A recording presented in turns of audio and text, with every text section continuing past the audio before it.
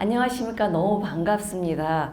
제가 그 도농역을 제가 태어나서 처음 도농역에서 내려봤습니다. 내려보고 난 다음에 제가 너무나도 놀랬던 건 뭐냐면 제가 실은 1987년도에 저의 제2의 인생인 결혼 신혼생활을 여기서 시작했습니다. 근데 그 당시만 하더라도 아파트가 하나도 없었어요.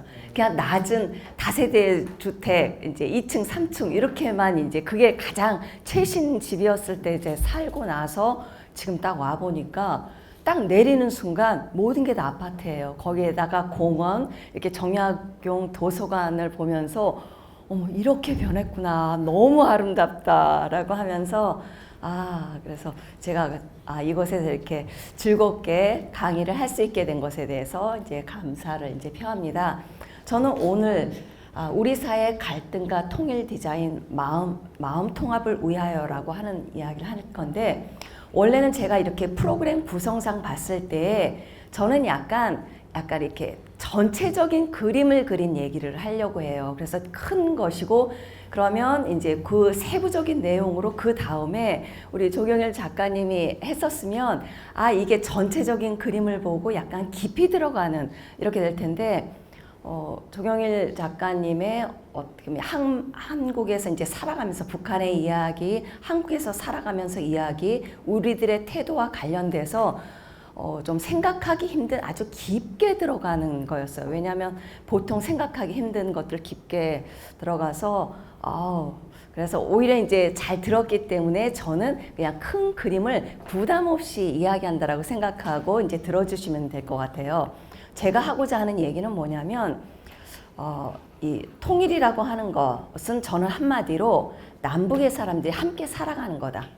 근데 이제 함께 살아가려고 하면 우리는 보통 여태까지는 북에서 온 사람들이 얼마 안 되니까 너희들이 적응 잘해. 적응 잘하면 모든 게 다 괜찮을 거야 라는 생각을 했는데 그게 아니라 미리 여기 살고 있는 우리들이 뭔가 변화해야 된다. 우리가 무엇을 해야 될 것인가. 이걸 고민해야 된다는 것입니다. 그래서 그 주제로 하려고 했는데 그러다 보니까 만나보지 않았다고 하더라도 보이지 않는 곳에서 우리들의 어려움, 시선, 갈등들이 있습니다. 그 이야기를 하면서 그럼 우리 어떻게 해야 되지? 이 문제를 한번 살펴보겠습니다. 마찬가지로 제가 누군지에 대해서 좀 아셔야 되지 않겠습니까? 저는 여기에서 이 도농리에서 신혼생활을 딱 하다가 제가 이제 나중에 남편하고 이제 결혼을 해서 러시아로 들어갔어요.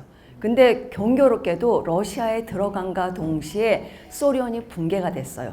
그리고 러시아가 탄생했어요. 그럼 여러분 이해가 안 될 텐데 어떻게 소련이 갑자기 붕괴하지?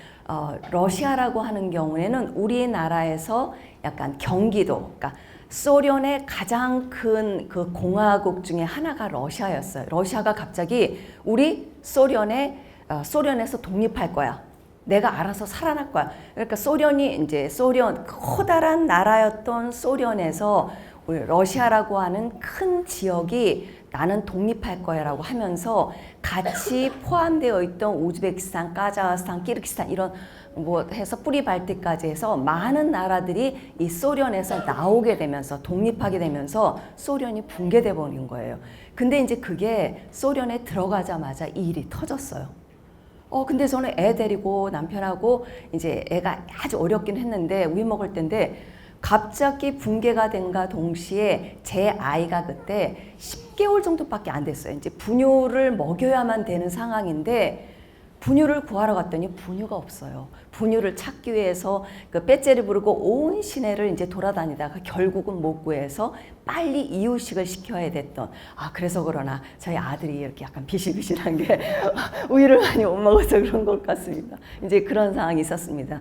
그러면서 이제 제가 고민했던 게 뭐냐면 그 당시에 러시아의 많은 사람들이 당장 먹을 것을 쉽게 구하지를 못해서 집에서 대대로 내려왔던 이제 갑오들, 뭐 우편, 배지 그리고 뭐 그 집에서 귀하게 여겼던 바이올린이라든지 이걸 그냥 수없이 이제 길거리에 이제 나답하는 걸 보게 되면서 과연 우리 북한 이 공산주의였던 북한이 갑자기 붕괴한다라고 하면 어떤 일이 일어날까 이런 고민 속에서 제가 북한 연구를 시작했습니다. 그래서 여기 지금 보세요. 레닌 바로 레닌이 그러니까 이렇게 이제 나뒹 부러져 있는 그 시에 제가 들어갔었고요. 그리고 한국에 들어와서는 제가 북한 연구를 시작했고 북한 통일 연구를 시작했습니다. 하면서 이제 계속 고민이 들었던 건 뭐냐면 내가 북한의 제도, 북한 주민의 생활들을 많이 배우기는 하지만 그게 나와 무슨 상관이 있을까? 하면서 나의 비전에 대해서 나의 미래를 고민하면서 생각했던 게 이왕이면 통일이라고 하는 게 내 삶 속에서 와닿는 거 뭔가 느낄 수 있는 게였으면 좋겠다라고 하고 계속 이제 소망을 가지고 제가 좀 기독인이다 보니까 이제 기도를 하다 보니까 자연스럽게 이제 제가 강의만 하는 게 아니라 탈북민이 일하는 현장 속으로 들어가게 됐습니다. 그게 바로 가운데 있는 남북하나재단인데 원래 명칭은 북한이탈 주민 지원재단이에요. 그러니까 통일부 아래에 있는 공공기관으로서 탈북민이 한국 사회에서 정착할 때 정착을 도와주는 기관이에요. 이 기관에서 일하는데 여기에는 직원들이 28% 정도가 우리 북에서 온 친구들이에요. 그러니까 정말 같이 생활하고 같이 부딪히고 하는 이제 많은 이제 에피소드를 이제 경험하게 되는데 근데 정말 들어가서 일하다 보니까 통일 준비 이거 정말 쉬운 일이 아니구나라고 하는 것을 이제 몸에 부딪히면서 경험할 수가 있었습니다. 그리고 이제 그것을 정리하고 작년에 이제 그것을 이제 나오게 되면서 그것을 정리하면서 이렇게 탈북민의 이주와 정착 책을 썼습니다.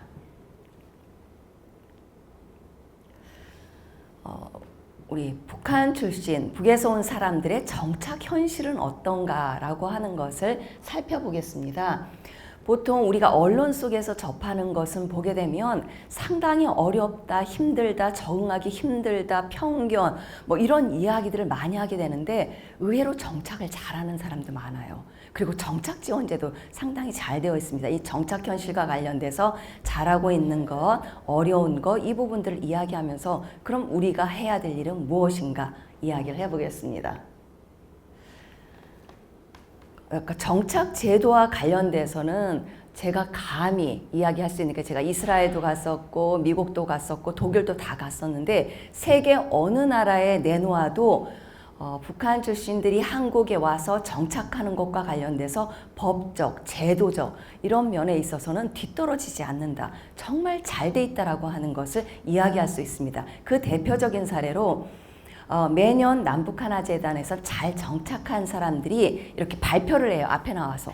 근데 이제 거기에 대상을 탄 사람이 바로 이름이 김영광이에요. 이름이 영광이라서 저렇게 대상을 받았나 봐요. 이름이 김영광이에요. 이 사람이 이제 어떻게 이렇게 상을 받았냐면 이 사람의 가장 높은 게 이제 대상인데 한국에 있는 정착 지원 제도를 잘 활용을 해서 자기는 성공했다. 그럼 이제 어떻게 성공했냐라고 하면 북한에서 한국에 들어오게 되면 하나원에서 사회 적응 교육을 하나원에서 받아요. 3개월 동안 이렇게 이제 갇혀가지고 이들만 어떤 생활을 하면서 정착 교육을 받고 나오는데 나오자마자 집을 줘요. 집을 받아가지고 이제 사는데 또 이제 처음 정착을 하게 되면 어려울 수가 있잖아요. 그러니까 잘 정착할 수 있도록 왜냐면 이제 초창기에는 뭐죠? 생계비를 이제 국가에서 줘요.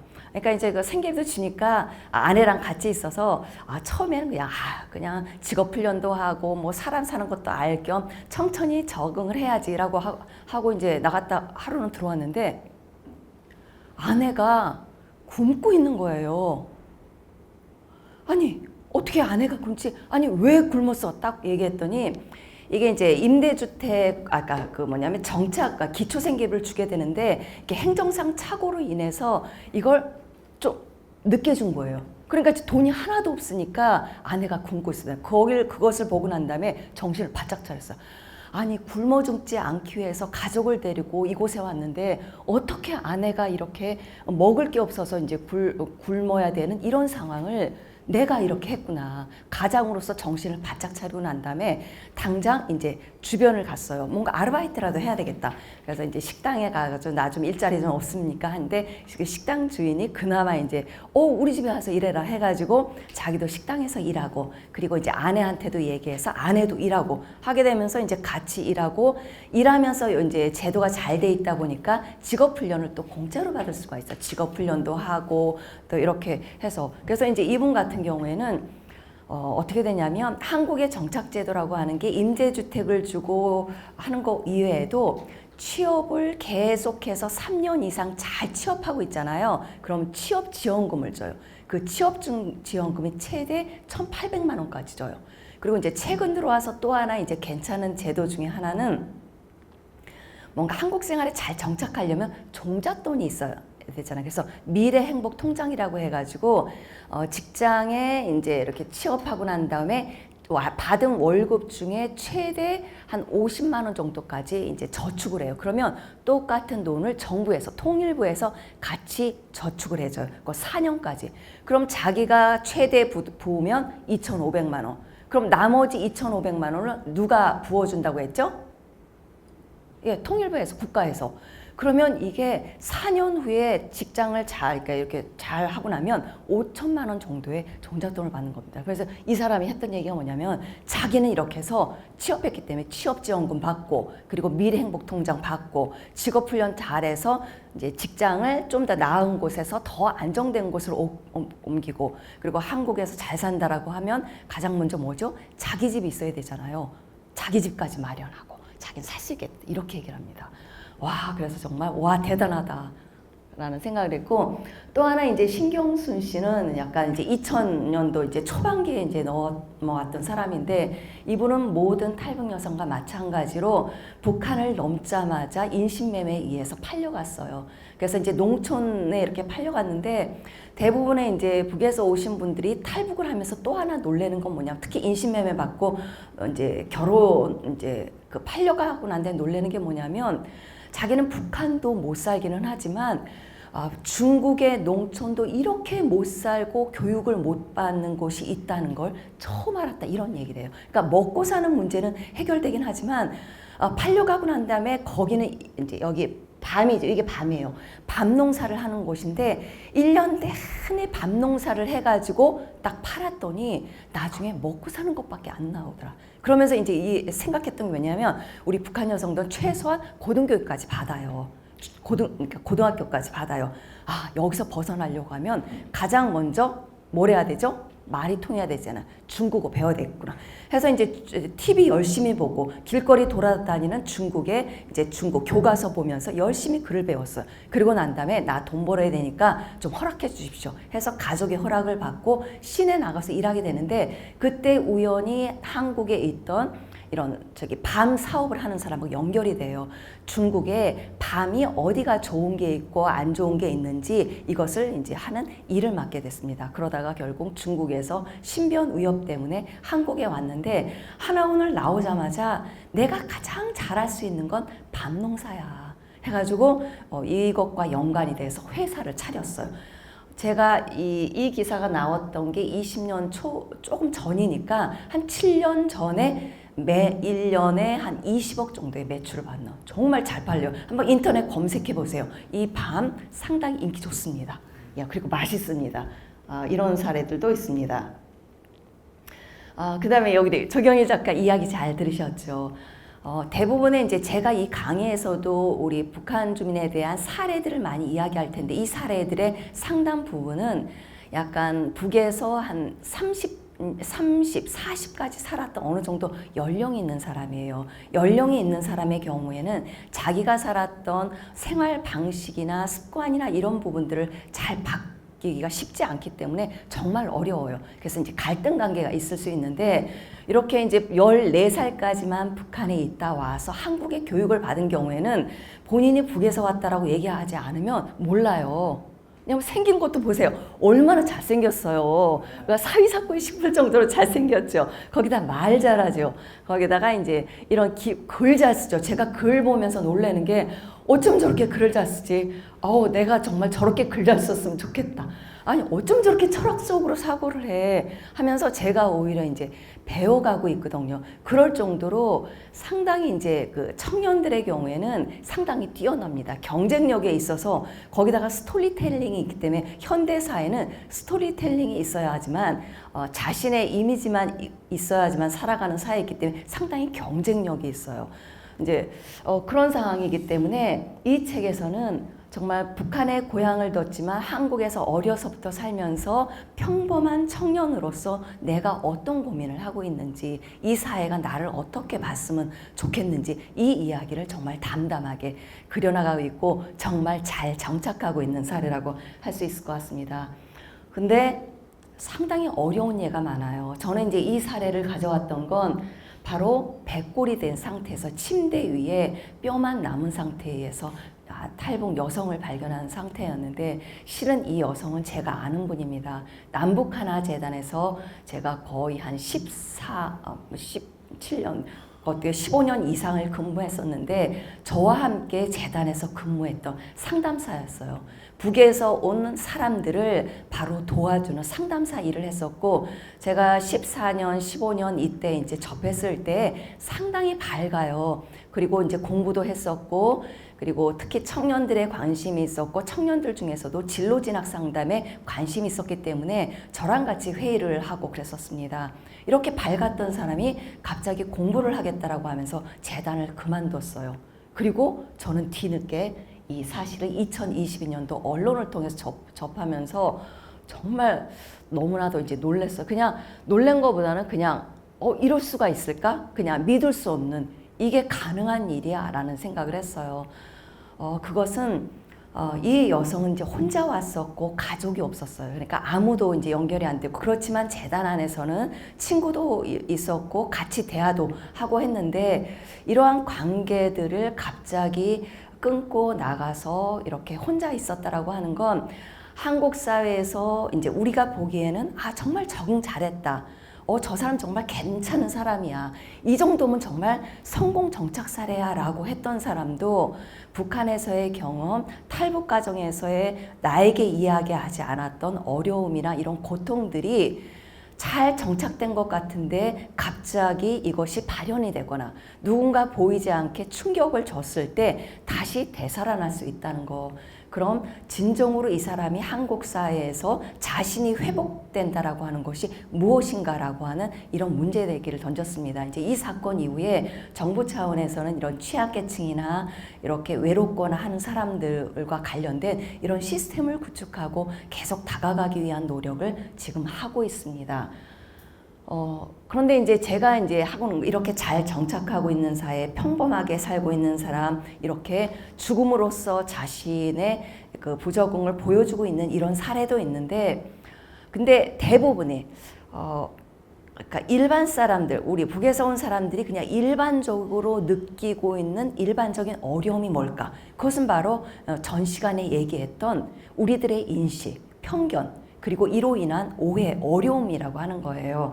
그것을 볼 수 있는 게 2016년도 통일부에서 남북통합문화센터를 건립을 하기로 했습니다. 남북문화통합센터는 한마디로 남과 북이 통일을 준비하기 위해서 통합센터를 건립하는 거예요. 그럼 생각해 보세요. 남북이 통일하기 위해서 통합문화를 만든다고 다 환영해야 되는데, 여기 우리 강서구에 있는 주민들이 주민배제 탈북시설 밀심야합 결사 반대라고 하는 이 표를 걸었어요. 그럼 왜 이 표를 걸었을까요? 겉으로는 우리 주민들의, 이 지역에 살고 있는 주민들의 의견을 받지 않았다라고 하는 게 표면적인 이유였지만, 실제 깊이 들어가게 되면 이것은 뭐냐면 우리 동네 땅값 떨어진다는 거예요. 북에서 온 사람들이 많이 왔다 갔다 하면 괜히 북에 대한 인식이 안 좋으니까 우리 동네 인식도 안 좋아진다, 이런 것이었죠. 그렇지만 이제 이것을 잘 설득을 해서 결국은 문을 열어서, 여러분이 혹시 그러니까 통합 문화와 관련돼서 체험을 하고 싶다 그러면 여기 꼭 가보기를 원해요. 왜냐하면 여기는 지역 주민들이 왔다 갔다 경험할 수 있도록 도서실도 있고, 탈북민이 직접 만든 생산품 전시도 있고, 그리고 연극도 보고 영화도 보고 드라마도 하고 뭐 커피를 마신다든지 이런 모든 시설이 잘 돼 있어서 한번 인터넷 사이트 검색하고 난 다음에 한번 가보시기 바랍니다.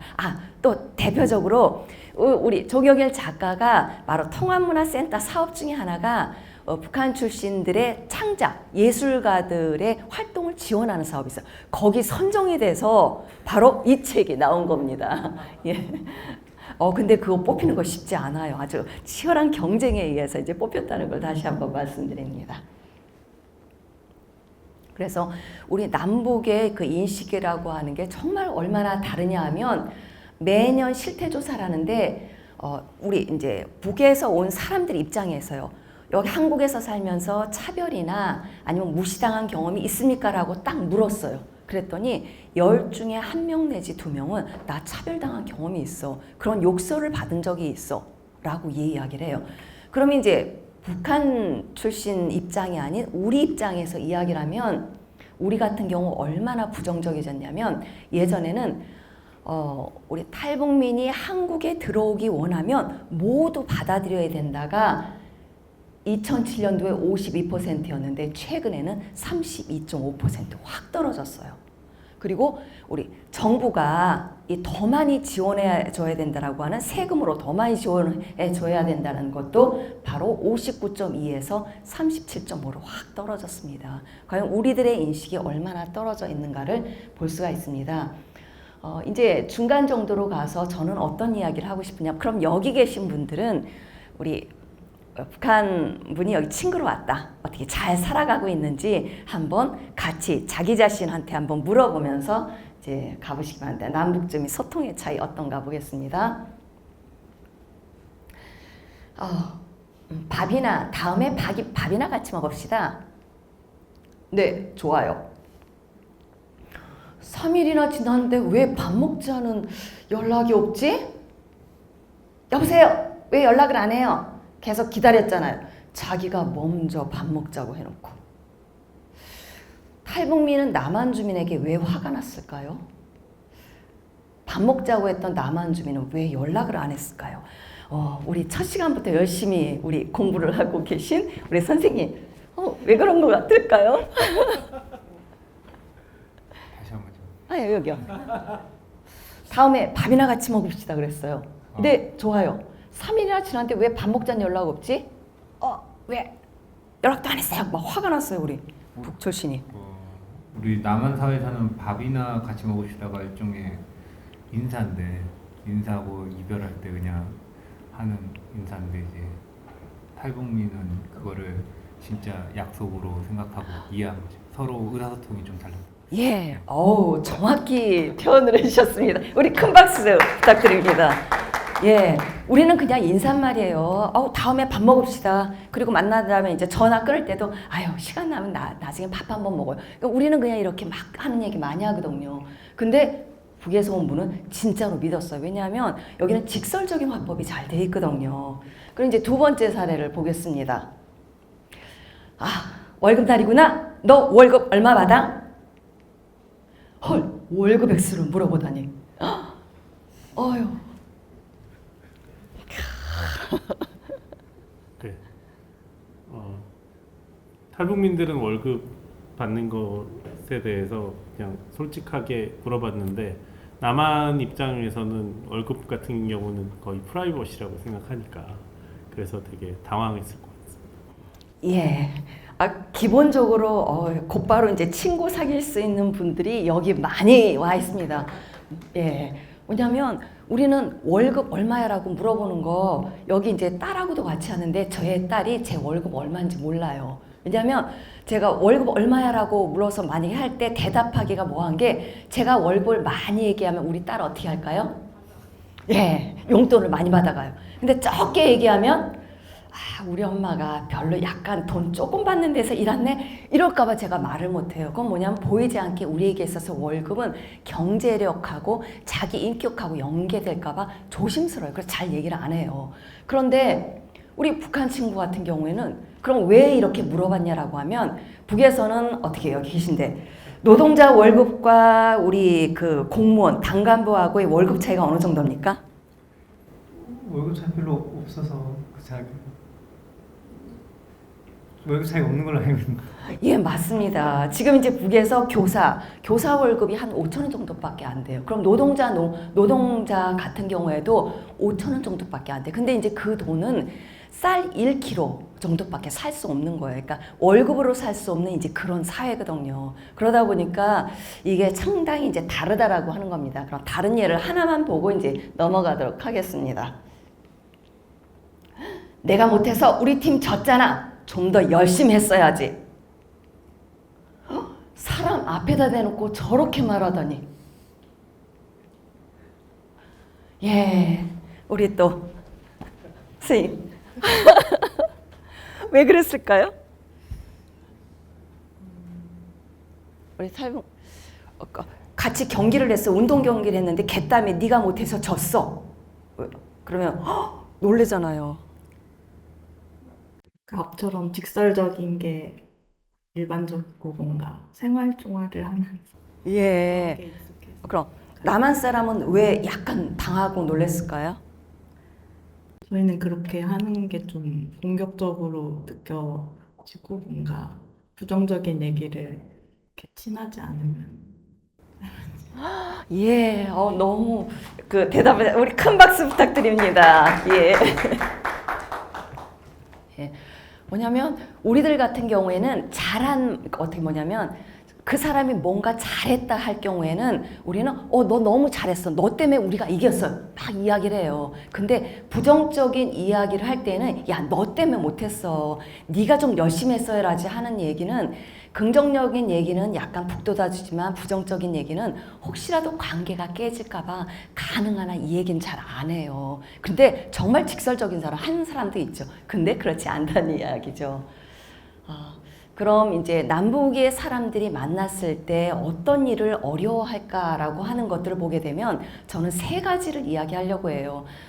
일반적인 사람이 왔을 때는 의사소통이 가장 힘들다라는 얘기를 해요. 그리고 이제 두 번째는 남북의 사회 문화가 다르기 때문에 어렵다라고 하는 건 두 가지고 세 번째가 바로 북에서 왔기 때문에 그리고 또 하나가 남북 간의 어떤 법, 제도의 차이 때문에 약간 어려움을 많이 겪습니다. 그것을 약간 조금씩 사례를 살펴보도록 하겠습니다.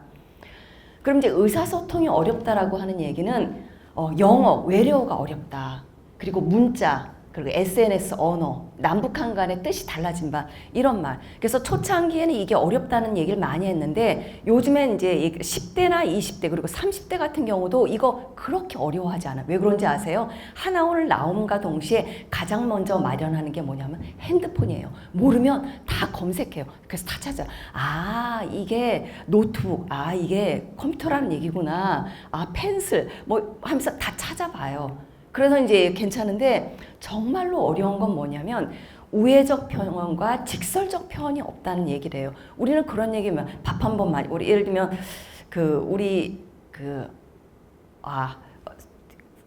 저도 이제 쇼핑을 하잖아요. 쇼핑을 딱 갔다가 열심히 하다 가끔 이제 옷도 입어봐요. 근데 이제 나가다가 미안하니까 할 때 나중에 다시 올게요 그러잖아요. 그런데 북에서 오신 분들 중에 약간 옷가게에서 장사하시는 분들이 많아요. 근데 한국 사람들은 오지도 않을 거면서 나중에 올게요. 왜 그 말을 하는지 모르겠다는 거예요. 근데 우리는 근데 그 얘기하는 걸 예절로 받아들이잖아요. 정말 이제 다르다라고 하는 것이죠. 근데 이제 이렇게 간접합과 지적합법이라고 하는 건 말을 통해서도 이게 표현이 되기도 하지만 언어라고 하는 게 이제 표정을 통해서도 돼요. 제가 알고 있는 분이 이제 하나원을 나오자마자 이제 임대주택을 받고 집에 이제 들어갔는데 하나원에서 사회 적응 교육을 3개월 동안 너무 잘 받았어요. 그래 나는 적응 교육 다 봤어. 근데 딱 보다 보니까 간장이 없어요. 간장을 사러 가야 되겠어. 혼자서 갈 수 있을 거야. 라고 이제 집밥을 나가서 딱 갔는데 마침 간장을 사러 간 그 슈퍼가 여기는 대형 슈퍼가 있었어요. 아주 큰 슈퍼. 간장을 딱 갔어요. 간장 코너를 딱 갔더니 어때요? 간장이? 너무 종류가 많으니까 놀란 거예요. 북에서는 간장 종류가 한두 종류면 되거든요. 어떻게 뭘 골라야 될지 모르겠는 거야. 그래서 지나가다가 저 실은 간장 뭐 사야 될게요? 라고 물었어요. 그랬더니 그 사람이 딱 대답한 게 아니라 약간 눈빛으로 이렇게 보니까 그 눈빛이 약간 너무 이상한 거예요. 그래서 기분이 나쁜 거예요. 안 좋은 거예요. 그래서 이제 집으로 왔어요. 집으로 오고 난 다음에 간장을 사긴 사야 될 것 같아요. 전화를 걸었어요. 누구냐면 요즘은 이제 그 집을 받고 나면 그 하나센터가 있어서 하나센터에 정착 도움이라고 하는 게 있어서 초기 이제 집을 잡아 왔을 때 잘 정착할 수 있도록 도와주는 사람이에요. 딱 전화했어. 따르릉 한 다음에 저 간장 사야 되는데요. 간장 좀 사다 주시겠어요? 했어요. 그러니까 그 사람 좋아요. 사다 줄게요. 근데 그 다음 날에 딱 왔는데 또 헐 놀랐어요.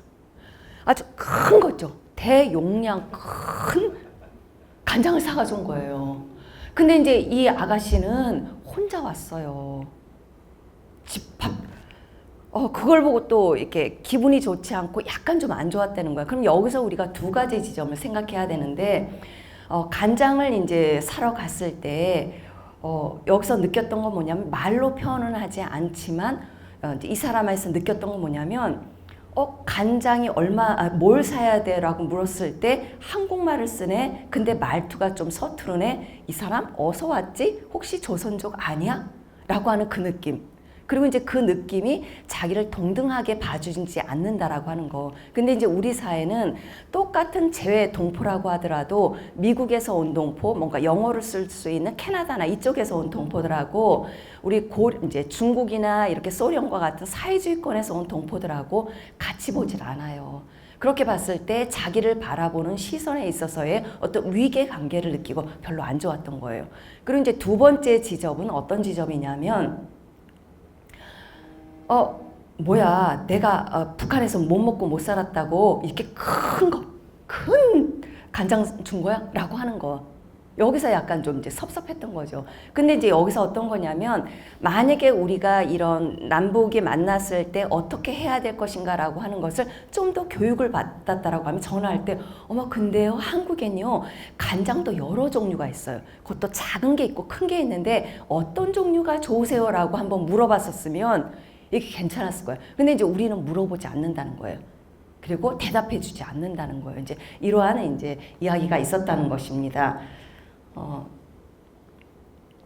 두 번째 이제 어려움은 우리는 남북이 너무 다르게 살아왔었습니다. 그렇기 때문에 이제 어렵다라고 하는 건데, 그럼 이제 뭐가 어려운가라고 했을 때 선택과 책임, 사생활 존중, 뭐 공동생활 이런 얘기가 이제 쭉 있는데, 바로 아까 이제 그 우리 만화에서 봤듯이 그 직장 가면 월급 얼마예요라고 이제 물어보잖아요. 근데 이제 그 친구 입장에서는 북한에서는 이제 월급을 물어본다는 게 누구나가 그 직장에 가면 얼마인지를 알기 때문에 당연하게 물어봤는데 우리는 그렇지 않다라고 하는 것이죠. 근데 제가 이제 이런 교육을 하다가 이 얘기를 했더니 갑자기 북에서 온 지 이제 3년 정도 된 친구였어요. 그 친구 하니까 선생님, 저는 월급 얼마 받으세요 하는 거 가는 데마다 물어봤대요. 자기 10번도 더 물어봤대요. 제가 헐 놀랬어요. 그래서 그거 왜 물어봤냐라고 했더니 정말 궁금해서 물어봤대요. 아니 왜 궁금하냐라고 했더니 자기는 한국에서 이제 직장을 알아보고 있다. 그럼 내가 그 직장에 들어가면 얼마를 받을지 알아야지 내가 그 직장에 이제 그 직장에서 필요로 하는 업무나 전문성이나 이런 것도 필요하지만 그 구체적으로 알아야 거기 들어가지 않느냐. 이걸 보고 와, 그러니까 물어보기 전에는 모르는 거구나. 전 제가 물어봤을 때 북한하고 남한하고의 이제 북한에서는 이제 직장마다 월급이 비슷하니까 물어봤겠구나라고만 생각했었는데 막상 그 친구한테 다시 물어보고 나니까 나는 정말로 한국의 직장을 그 직장이 궁금해서 물어봤다라고 하는 게 나의 입장과 그 사람의 입장이 다르다라고 하는 것을 좀 알면서 와, 다르구나. 서로 물어봐야 되겠구나. 서로 이렇게 소통을 해야 되는구나 라고 하는 것을 알았습니다. 그리고 이제 갈등 중에 가장 커다란 갈등 중에 하나는 이제 이 문제인 것 같아요. 북한 출신이란 이유로 느끼게 되는 인식 어려움이라고 하는 건데, 북한 출신이라고 하는 건 뭐냐면 그 자기가 노력해서 할 수 있는 게 아니에요. 자기가 노력해서 바꿀 수 있는 게 아니에요. 북한이라고 하는 건 그냥 태어나면서부터 된 거죠. 예를 들면 저는 가끔 이제 그 주변 사람한테 이런 얘기를 해요. 내가 여성인데 내가 조선시대 안 태어난 게 너무 다행이다.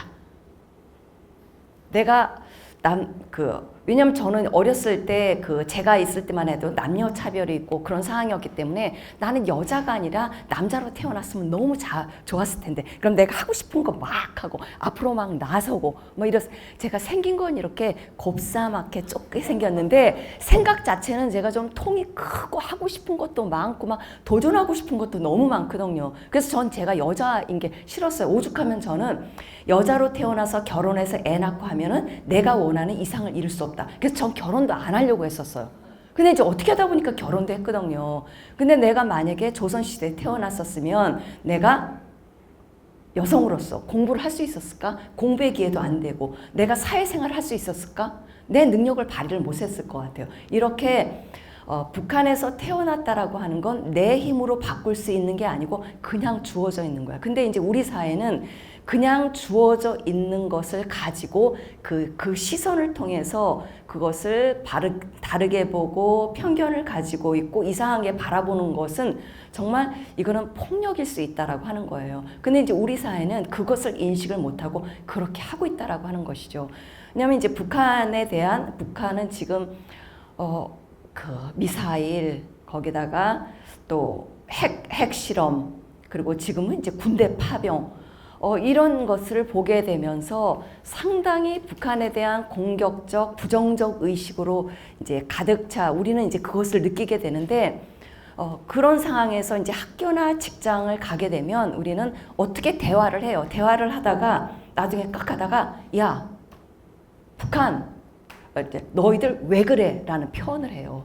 북한이 미사일 쏴올리면 북한이 미사일 쏴올렸어. 야, 좀 그러지 않으면 안 되지 않냐? 이렇게 얘기를 하는 게 아니라 야, 북한 우리 여태까지 도와줬는데 여태까지 잘 지냈는데 야, 그러면서 이제 북한 출신에게 하는 이야기는 야, 너희들 왜 그래? 다시 말하면 북한 이꼬르 북한 주민 그리고 북한 주민 이꼬르 바로 탈북민이 돼버리는 거예요. 그러니까 이제 이 사람들의 어려움이 그대로 이제 전이가 되는 이제 그런 상황이라고 할 수가 있죠.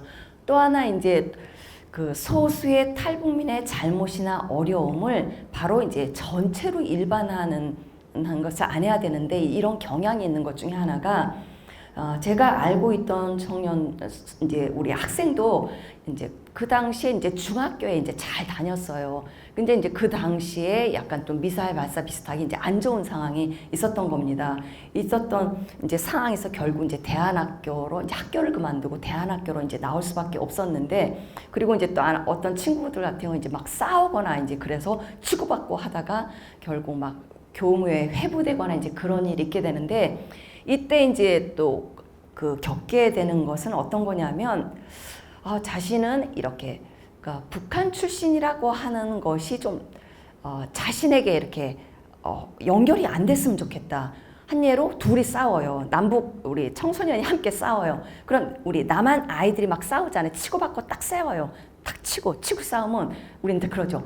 아우 야 왜 이렇게 싸우냐. 아우 제 성깔이 더 어려워서 그래. 우리 이제 만약에 심한 얘기를 하면 그 정도예요. 제 성깔이 더러워서 너무 애가 그래. 그러 이제 끝나는데 우리 북한 친구가 이제 싸움을 하잖아요. 그러면 성깔이 정말 왜 이렇게 저래? 너무 직설적이야. 막 이러다가 하는 얘기는 쟤 북한에서 와서 그래. 라고 하고 또 곧바로 연결이 돼 버리는 거예요. 그래서 자기는 행동을 하는 게 약간 어렵다라는 얘기를 하는 게 나 한 사람의 행동이 우리 북에서 온 다른 친구들이 나의 잘못이 북에서 온 다른 친구들도 다 나쁘게 볼까봐 자기가 행동하기가 참 어렵다라고 하는 이야기를 합니다. 그래서 우리는 그러지 않았어야 되겠다라고 하는 거 그리고 이제 정체성의 얘기는 이제 좀 넘어가서 이제 할 텐데 이제 결론을 이야기를 이제 제 3주제로 가겠습니다. 그러면 남북이 만났을 때 우리 어떻게 해야 될까라고 하는 것으로 넘어가겠습니다. 우리는 통일하게 되면 제도의 통일, 땅의 통일, 그리고 뭐 경제적 통일 이런 이야기를 많이 했어요. 근데 이제 아무리 통일했다라고 하더라도 막상 이 사람들하고 같이 살았을 때 티각티각 싸우고 그러면 그것은 진정한 통일이라고 할 수가 없습니다. 그래서 요즘에 이제 논의되는 건 뭐냐면 통일은 결국 함께 살아가는 것, 함께 살아가는 것을 어떻게 할 통일하다. 이제 그런 면에서 일상생활에서의 통일, 그리고 어떤 생활 세계의 통일이 필요하다. 이와 관련돼서 이제 만약에 이제 우리 친구들을 만난다면 첫 번째가 모르는 단어나 이해되지 않는 말은 서로 물어보고 배운다라고 하는 건데, 하나원에서 나온 지 얼마 안 된 친구가 저와 이제 대화를 했었어요. 근데 나온 지 얼마 안 된 경우, 특히 평안 남북도의 사투리는 심하지가 않아요. 그래서 이제 알아들을 수가 있는데, 함경북도 양강도 자강도에서 약간 중국의 국경선하고 접하고 있는 곳에서의 사투리는 아주 심해요. 그 사람들이 막 얘기하잖아요. 잘 못 알아들어요. 막 얘기를 하는데 저는 제가 소통을 잘하는 사람이라고 생각했어요. 그 소통을 잘한다라고 하는 건 잘 들어주는 거, 그냥 끄덕끄덕 껴주는 거. 그래서 그 사람이 막 얘기해 주는데 약간 모르는 말이 있었어요. 약간 북한 용어도. 그래서 그냥 했는데 갑자기 지나다 선생님, 그런데 있잖아요. 이거에 대해서 어떻게 생각하세요? 딱 물어보는데 어머야. 제가 근데 중간에 말을 놓쳐서 답변을 못하니까 실은 제가 그 말을 몰라서 이거 죄송해요 라고 했어요. 근데 이제 우리의 관계가 약간 그래도 어느 정도 이제 라프가 형성되어 있는 기존에 잘 알아왔고 이제 서로 공감대가 있었던 경우 잘 넘어가지만 약간 상황이 안 좋았다. 그리고 이 사람이 약간 그날 기분이 안 좋았다. 그럼 어떻게 생각하냐면 내가 실컷 얘기했는데 내 말 잘 안 듣네? 나를 무시하는 거 아니야? 라고 오해할 수가 있는 거죠. 그리고 실제 이러한 상황들이 현장에서 일어나서 약간 큰 소리가 벌어지고 큰 소리가 다시 약간 티격티격 싸움으로 발전하는 경우가 있습니다. 그리고 한국 사회의 경제적 우월감을 드러나는 의사소통 방식을 이제 편하지 않는다라고 하는 거. 학교 같은 경우에는 예전에 이제 북의 친구들 같은 경우 핸드폰, 요즘은 핸드폰 많아요. 핸드폰이 없었을 때, 야, 너 북한에서 핸드폰 가져봤냐? 핸드폰 게임 해봤냐? 뭐 우린 그런 이야기를 한다든지. 그리고 한국 사회에서 이제 정착 도우미 비슷하게 아니면 자원봉사 활동을 할 때 막 음식을, 특히 이제 어르신들 같은 경우 음식을 해가지고 딱 갖다 줘요. 고기를 맛있게 했어요. 딱 이제 갖다 주면서 맛있죠? 드셔보세요. 북한에서 못 먹어보셨잖아요. 아유, 드세요. 근데 여기서 이제 그냥 지나갈 수 없어. 나를 위해 이렇게 맛있는 고기를 갖다 줬네. 감사합니다. 이해해야 되는데 그냥 이제 음식을 드셔보세요 라고만 하면 딱 끝나면 좋은데, 우리 어르신들, 나이 많으신 분들 약 생색내려고 하잖아요. 북에서 못 먹어봤으니까 많이 먹어. 많이 먹고 힘내고 살쪄. 이런 의미로 얘기를 하는 거예요. 그러니까 이제 거기서 평소에는 또 이것이 상관이 없지만 약간 안 좋을 땐 이건 뭐야, 내 북한에서 못 먹었다고, 약간 굶었다고, 내 고기 못 먹어봤다고 약간 다 우습게 보는 거야. 이렇게도 생각할 수 있다라는 것이죠.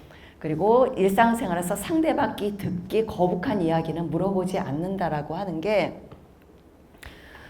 우리 이제 만약에 30대 20대 가장 고민스러운 게 취업하는 거잖아요. 취업하기 위해서 보통 이제 원서를 20번, 30번 내기도 해요. 근데 온 친척들이 다 모였을 때, 야, 너 졸업했는데 너 취업했냐? 원서 냈냐? 이런 말 물어보면 돼요, 안 돼요?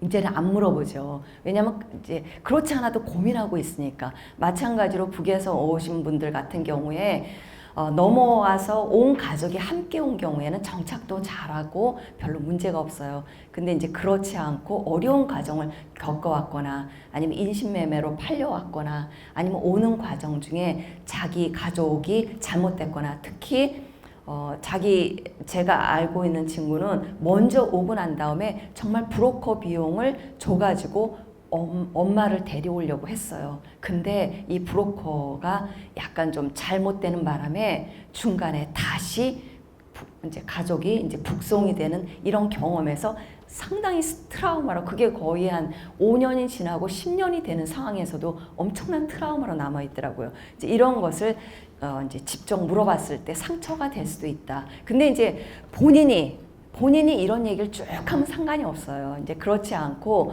우리는 궁금하다라고 해서 꼬치꼬치 캐묻는 이런 부분들을 조금 이제 주의해야 될 것 같습니다. 남북주민 마음통합에서 저는 공감소통, 요즘 우리 공감소통은 우리의 소통에 있어서 가장 일반적으로 얘기되고 있는 게 공감소통인데, 저는 남북을 떠나서 우리의 삶이 좀 더 풍요롭고 우리의 삶이 좀 더 인간관계를 연결하려고 하면 공감, 소통 꼭 여러분들이 삶 속에서 배워서 활용을 하셨으면 좋겠어요. 그 얘기로 동정, 관용에서 인정, 공감으로 넘어가야 된다는 게 인정, 공감, 우리 컴패션이라고 하잖아요. 남을 불쌍하게 여기는 거, 남에 대해서 안타깝게 여기는 거, 이건 너무 좋은 감정이에요. 그럼 이거 괜찮은 것 아니야 라고 해요. 그래서 모든 인간관계에서 기본적으로 이렇게 뭔가 그 남을 안타까워하고 뭔가 도와주려고 하는 마음이 드는 건 너무 괜찮은 거예요. 그렇지만 좀 더 나은 관계로 가려고 하면 좀 더 앞으로 나가야 된다는 것이죠. 그것은 뭐냐면 관용이라고 하는 건 잘못이나 허물을 너그럽게 용서해 주는 것. 근데 이것은 뭐냐면 관용이라고 하는 건 약간 수직적인 관계, 수평적인 관계가 아니라, 그래서 수직적인 관계이기 때문에 북한에서 왔으니까 실수할 수 있어, 잘못할 수 있어, 열심히 해, 그래도 내가 다 받아줄게 라고 하는 이런 보이지 않는 수직관계가 있다라고 하는 것이죠. 그래서 우리는 보통 잘 살아야 한다, 취직해야 된다, 노력해야 한다라고 하는 도움을 제공하려고 해요. 근데 이제 특히 북한 친구들을 많이 만났거나 뭔가 도와주려는 입장, 다시 말하면 저처럼 어떤 실무자 입장에서 어떤 일을 하려고 할 때는 뭔가 이제 사명감을 가져요. 그리고 도덕적으로 북한 이탈 주민들이 여기 잘 정착하는데 도와줘야지만 우리는 또 통일을 빨리 이룰 수 있다. 그러니까 나는 관용의 마음을 가져야 돼. 그리고 나는 뭔가 도와줄 수 있어야 돼요. 이런 것이, 근데 실제 나도 먹고 살기 힘들어요. 당장 나도 돈 벌기 힘들고, 우리 특히 이제 청년들 돈 벌기 힘들고, 내가 지금 내 코가 석자인데 누가 다른 사람 생각해. 우리는 지금 다른 사람에 대해서 돌아볼 마음의 여유도 안 될 정도로 너무 상당히 힘들고 각박하게 살아가고 있습니다. 이럴 때 나오는 행동이 뭐냐면 열심히 해. 그럼 뭔가 가르쳐 주려고 한다는 것이죠. 그런데 그게 아니라 이제 인정과 공감으로 간다라고 하는 게, 공감은 엠퍼시예요. 그거의 원래 뜻은 M이라고 하는 것은 속으로, 파토스는 고통 속으로, 다시 말하면 타인의 고통 속으로 들어가는 게 바로 공감이라고 하는 것입니다. 그래서 이제 공감이라고 하는 건 그 공감을 어떻게 해야 되지? 타인의 고통 속으로 들어간다라고 하는 게, 그러니까 제가 이제 이 예가 정말 쉽게 저에게 와닿았어요. 어떤 사람 비가 막 내리는데 비를 맞고 있어요. 그러면 보통 이제 뭔가 인정과 관용의 태도를 가지고 있는 사람, 우산 있죠? 딱 갖다 씌워주는 거예요. 이것이 바로 그 공감해 준다고 생각해요. 근데 공감이라고 하는 건 막 비를 맞고 있는 사람에게 우산을 씌워주는 게 아니라 우산을 그냥 집어던지고 자기도 같이 비를 맞는 거다, 이 얘기를 하더라고요. 그걸 보고 이거구나. 그럼 우리에게 있어서 먼저 필요한 건 그 사람의 입장에서 같이 느껴주는 것이구나 라고 하는 것입니다. 그것은 남북을 떠나서 우리 가족 안에서, 친구들 사이에서 어려움을 당한 사람에게 같이 그 사람의 입장이 되어주는 거. 그랬구나. 그래서 힘들었구나. 그렇구나. 그래서 어떻게 공감에 대해 어려우면 그렇구나. 이렇게 이제 모든 말에 그렇구나. 이것만 이제 덧붙이면 될 것 같습니다. 그러면서 자기를 성찰하는 것. 정체성과 인정이라고 하는 것을 생각을 해봐야 될 것 같습니다.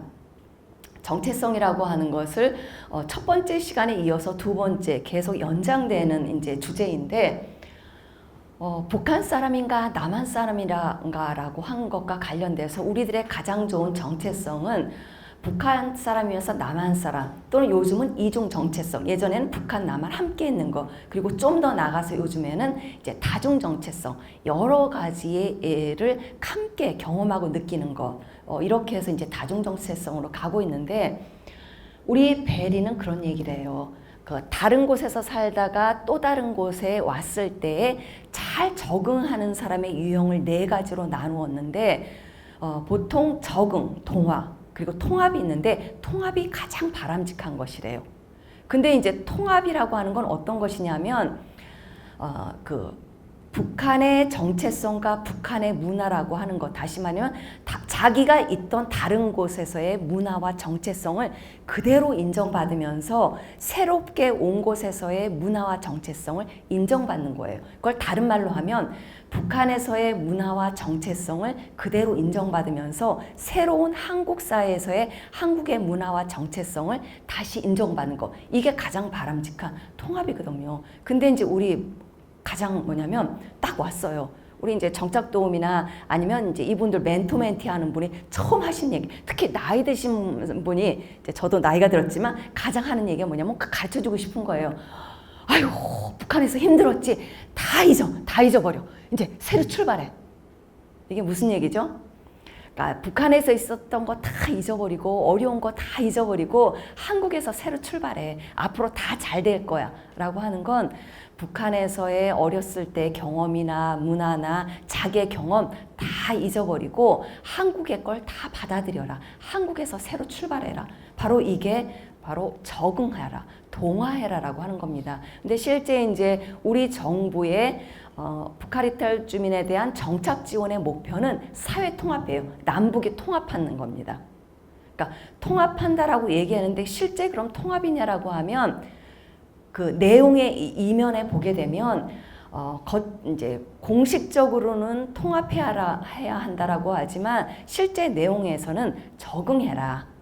한국 거 받아들여라, 동화해라, 이런 것으로 가고 있습니다. 그러면 이제 우리가 다시 이 통합이라고 하는 의미를 새롭게 이제 생각해 봐야 될 것 같고, 그런 면에서 이제 인정이라고 하는 것이 중요한데, 인정은 공동체에 소속되고 싶은 욕구입니다. 이 인정이라고 하는 게 얼마나 중요하냐면, 친구들과의 관계에 있어서 대부분 가장 큰 충격을 느끼는 게 인정 욕구 때문에, 직장 생활을 하다가 직장에서 가장 충격을 받는 것 중에 하나가 인정입니다. 인정은 어린아이가 태어났어요. 기어다니다가 드디어 아장아장 거려다니고 우유를 먹던 애가 조금씩 이유식을 하다가 밥을 먹어요. 그럼 엄마가 이 아이를 딱 봤을 때 이제 걸어요. 그럼 우리 엄마는 어떻게 하죠? 어머, 우리 아기 막 박수 치면서 어머, 한 걸음 뛰고 두 걸음 뛰고 어머, 잘 걷네. 어머, 밥도 먹을 줄 아네 하면서 그 엄마, 아빠는 그 아이가 얘는 아무것도 한 게 없어요. 걸을 수 있다는 것만으로도 막 환영을 해요. 못 먹던 애가 이렇게 자기 숟갈로 밥을 먹는 것만으로도 막 이제 환영을 합니다. 이렇게 이제 엄마를 통해서, 가족을 통해서 이 아이가 온전히 사랑받고 환영받은 아이는 친구 관계가 좋아져요. 그리고 직장 생활을 할 때 이제 사회 관계도 좋아지고 한 사람의 온전한 성인으로서 잘 정착을 하게 됩니다. 그런데 북한 이탈 주민의 경우에는 북한에 있었을 때에 북에서는 사춘기라고 하는 게 없어요. 북한 청소년의 경우 사춘기가 있다고 하더라도 짧게 끝나버려. 왜 그러냐 하면 북한은 집단 생활을 하기 때문에 학교에서의 이제 소년단 생활, 청룡동맹 생활, 직장에 들어가면 직장 생활, 여성들의 경우는 여명 생활하게 되면서 여기는 집단적인 정체성, 국가의 정체성, 국가를 위해서 내가 무엇을 하는, 이게 가장 중요해요. 그래서 이제 개인의 정체성이 없이 집단적인 정체성만 가지고 있었는데 딱 한국에 왔더니 그거 다 잊어버려. 새로 출발해. 그럼 새로 출발할 때 자기가 소속될 수 있는 곳이 있어야 돼요. 자기를 전적으로 사랑해 줄 수 있는 공동체가 있어야 되는데 우리 사회에 어떤 공동체가 이 사람을 받아들이죠? 그러면 북한에서의 공동체가 없는 상황에서 남한에서 이 사람들을 받아들일 만한 공동체가 없을 때 바로 외로움, 그리고 이런 그 한국에서 느낄 수 있는 공동체가 인간 삶의 생존이자 가장 중요한 애착 관계가 형성될 수 있는, 뭔가 잘 살아갈 수 있는, 뭔가 안정되게 살아갈 수 있고 죽음을 생각하지 않고 살아갈 수 있는 가장 중요한 근본적인 토대라고 할 수 있습니다. 근데 이제 이게 흔들리게 된다라고 하는 것이죠. 그래서 그런데 이제 탈북민, 그러니까 북한 출신의 경우에는 북한사의 연대감이 상실돼요. 근데 남한에서는 바로 인정해 주지 않는 거예요. 그러면서 차별과 배제를 하게 될 때 정말 어렵다. 마지막 주제로는 환대윤리라고 하는 건데 제가 읽어보겠습니다. 환대하게 되면 우리는 어떤 생각하냐면 환대 말 그대로 뭐죠? 환영하는 거예요. 환대라고 하는 건 보통 약간 그냥 환영하는 거다. 말로만 반갑게 맞이하는 거다. 우리 이렇게 생각하는데 이 환대라고 하는 용어를 좀 더 깊이 들어가서 얘기하고 있는 게 우리는 환대에 의해 사회 안으로 들어가며 사람이 된다. 사람이 된다는 것은 자리, 장소를 갖는다는 것이다. 환대는 자리를 내주는 행위이다. 라고 하는 것입니다. 그러니까 이 환대라고 하는 건 그냥 이렇게 그냥 반갑게 맞이해 주는 이런 말을 떠나서 이 장소를 준다는 거예요. 공간의 의미예요. 장소를 내주는 거예요. 그럼 이제 장소를 내준다라고 하는 건 한 걸음 더 들어가게 되면 직장에 들어갔을 때 사회 안에서 뭔가 장소와 관련된 역할이 있겠죠.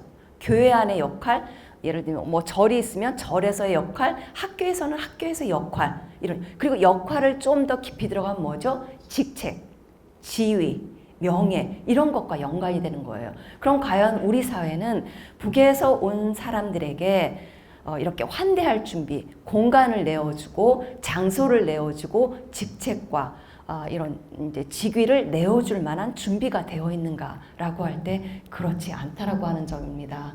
그래서 이제 이것을 할 때 우리는 결국 자신을 인정해주고 존중해주는 공동체가 필요해요. 그래서 여기에서는 위아래 수직적인 관계가 아니라 뭔가 서로서로 함께 할 수 있는 호의적 관계. 그래서 이 사람들이 왔을 때 자신이 어딘가에 소속되어 있다는 느낌을 줄 수 있어야 된다. 지금 자신이 있어야 할 자리에 있다는 느낌을 주어야 된다. 라고 해서 화해와 평화의 한반도를 꿈꾸며 공감하고 소통하고 연대하자라고 하는 게 우리는 지금까지 다른 곳에서 온 사람들에 대해서 적응하고 동화하라고 이야기를 했는데 그것이 아니라 바로 통합해야 된다. 이 통합이라고 하는 건 상호 소통하는 것이다. 그리고 상호 변해가는 것이다. 라고 하는 점입니다. 이것으로 마치겠습니다. 감사합니다.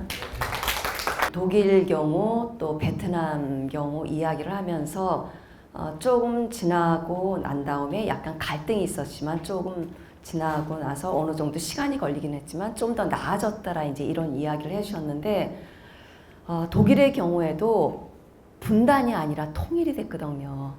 그리고 베트남의 경우에도 이제 그 남북이 갈등을 했지만 결국 통일이 된 상태에서 이제 갈등이었었어요. 근데 우리나라의 경우는 좀 더 어렵고 힘든 상황이 아직도 통일이 된 게 아니라 분단 상황이고 분단 상황에서 계속 적대적으로 남북이 전쟁의 위협까지 가는 상황이기 때문에 이런 보는 시선들이 그렇게 좋아지기에는 쉽지 않은 상황이다. 정말 그 노력을 해야지만 정말 그 처절하게 노력을 해야지만 이게 조금씩 나아질 수 있는 이런 상황이다라고 하는 게 한반도에 좀 더 어려운 상황이라고 하는 것을 말씀드려야 될 것 같습니다.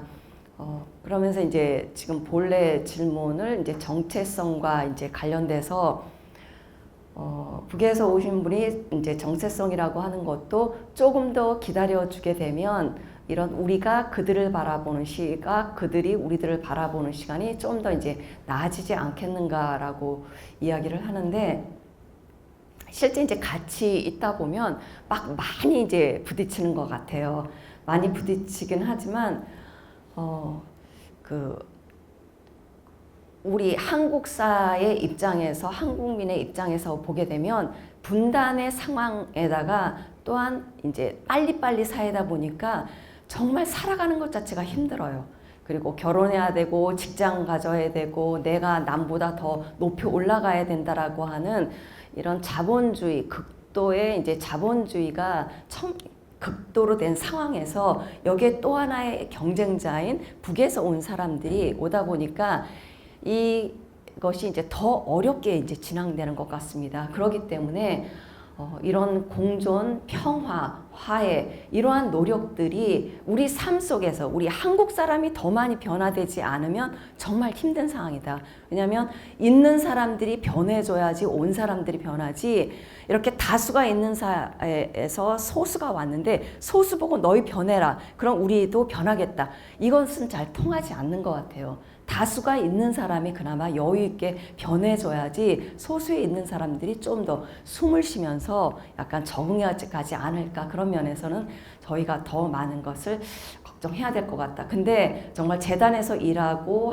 또 같이 가라는 지원가 입장에서도 이 사람들을 지원하기 때문에 뭔가 이제 북한 출신에 대해서 뭔가 지원할 수 있는 많은 제도를 만들긴 하지만 또 이제 그 뒤에 돌아가서 얘기할 때는 우리 너무 일반 한국의 소수자에 비해서 너무 많이 지원하는 거 아니야? 그리고 우리 너무 많이 민원받고 너무 많이 힘들다. 또 이제 이런 이야기가 나오긴 하지만 그럼에도 불구하고 이제 그 지원하는 사람의 입장 그리고 다수를 차지하고 있는 한국 사람이 먼저 변화되고 그 노력을 해야 된다라고 생각합니다. 또 너무 어려운 질문을 해주셔서 저는 그냥 쉽게 이야기를 하겠습니다. 그러니까 김정은 정권 들어와서 국경을 봉쇄하면서 상당히 이제 인원수가 이제 적게 들어오고 있고 그리고 이제 중국 같은 경우에 기존에 이제 넘어와서 있던 여성들이 지금 새로 오는 사람의 경우에는 북한에서 오는 경우보다는 중국에서 살았던 사람들이 대부분 이제 들어오고 있습니다. 그런데 이제 저는 정말 가능한 한 이게 어떤 방식으로든 간에 이게 좀 많은 사람들이 한국 사회에 왔으면 좋겠다. 왜냐하면 그 많은 사람이 오고 그리고 이제 그 서로 이제 정보가 공유가 되면서 남한 사회도 좀 더 북에 대해서 좀 여유 있게 바라보고 북한도 마찬가지로 남한의 어떤 정보가 들어가면서 자유롭게 하게 되면서 이게 서로가 이제 극으로 갔었던 이제 적대감이 좀 내려오면서 서로 살 수 있는 사회가 될 수 있다라 생각을 하면서 그래도 가능하지 않을까. 이제 왜냐하면 1990년대 고난의 행군이라고 하는 게 누구도 그 고난의 행군이라고 하는 게 터져서 북한의 주민들이 한국에 올 거라고 상상도 안 했거든요. 근데 이제 그것이 터졌고 그렇게 오게 되지 않았습니까? 그리고 이제 지금의 경우에는 또 북한의 이제 러시아 이제 군대 파병이라고 하는 게 어떤 방식으로 이제 진행이 될지는 이제 모르겠지만 이게 이제 강하면 강하는 대로 거기서 이제 이렇게 또 한국으로 오는 사람이 있을 것이고 아니면 이제 국경을 좀 더 나은 그 전쟁 자체가 좀 더 심화되지 않고 좀 더 평화로운 어떤 세계 체제의 전환으로 가게 된다면 국경이 개방이 되면서 또 이제 넘어올 수 있는 그런 가능성은 저는 충분히 있다라고 보고 있습니다. 그리고 저는 약간 희망을 믿기 때문에 남북의 이제 소통을 통해서 평화로 나갈 것이다라는 확신을 가지고 있습니다. 그리고 이제 두 번째의 경우는 정말 언론에 나오는 대부분 제가 봤던 사람 중에 정말 잘 정착하고 있는 사람이 너무 많아요. 근데 이제 그게 잘 안 나오기 때문에 전 너무 답답하거든요. 그래서 저는 이렇게 수많은 책들 중에서도 대부분 인권 중심의 책들이 많아요. 그 인권 중심은 내가 얼마나 북한에서 그 인권 피해를 받았고 중국에서 얼마나 내가 인권 유린을 받았는지 이런 책들이 이제 많이 나오는데 요즘 와서는 남한에 정착한 청년들 그리고 젊은 사람들이 어느 정도 숫자가 많아지고 그 사람들이 나름대로의 능력을 어느 정도 올리게 되면서부터 한국에서의 살아가는 이야기, 평범한 사람들의 이야기를 담담하게 풀어내오는 책이 나오고 있어요. 그 가장 대표적인 책이 바로 이 조경일 작가의 책이거든요. 저는 이런 책들이 이제 많아져야 되는 건데 이러한 책들은 뭐냐면 그러니까 너무나도 이제 고통을 받는 사람들의 이 얘기는 내 삶과 너무 달라. 나는 이런 사람들하고 가까이 할 수 없어요. 이렇게 하는 데 비해서 한국 삶 속에서 이 사람들이 정말 직장을 갖기 위해서 뭔가 결혼 생활과 관련돼 있어 담담한 느끼는 우리 이웃의 어려움과 삶을 전달하기 때문에 이것이 우리들에게도 호소력이 있고 이것이 더 이제 낫다라고 하는 생각입니다. 근데 저는 앞으로도 이런 방식에 있어서 앞으로의 정착 지원 정책은 약간 저는 이제 인파워먼트 측면에서 이런 청년들 뭔가 자신들이 북에서 온 사람들이 잘하는 것들을 좀 더 잘할 수 있도록 지원해주는 방식으로 가는 것과 더불어서 또 하나는 어려운 사람들은 또 나와야 되지 않기 때문에 이런 분들은 정말 이제 정부 차원에서 또 이제 민간 차원에서 이제 함께 취약계층을 지원해주는 사업이 두 트랙이 함께 갈 것 같고 갈 것 같습니다. 예, 그리고 일반 주민의 입장에서는 어려웠던 사람들보다는 이렇게 이제 잘 정착한 사람들, 우리와 비슷한 고민 가진 사람들이 어떤 고민으로 같이 살고 있고 우리가 그들과 더불어서 함께 살아가려고 하면 어떤 준비를 해야 될지. 왜냐하면 지금 원래 정부의 방향 자체도 사회 통합이에요. 그러니까 정착 동화가 아니거든요. 이제 그렇게 봤을 때 이런 이제 통합과 관련된 이런 사업, 통합과 관련된 이런 사례들이 계속 일반 주민들에게 공유될 수 있는 방향으로 언론이든 뭐든 사업이든 이것이 확장이 돼야 될 것 같습니다.